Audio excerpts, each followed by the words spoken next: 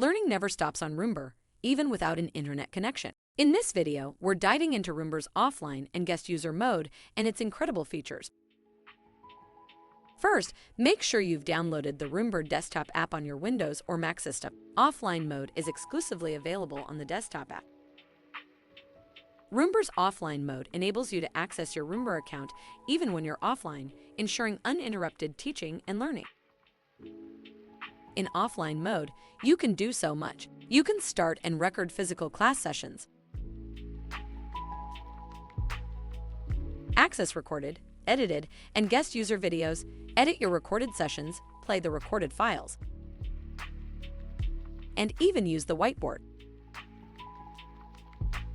But wait, there's more. You can also log in as a guest user. A guest user is someone who doesn't have a Roombr account but wants to start and record a session. Recordings made as a guest user will be available in the guest user tabs of all teachers. They can edit and publish these recordings later. And that's it. With Roombr's offline mode, teaching and learning can continue seamlessly, no matter the circumstances.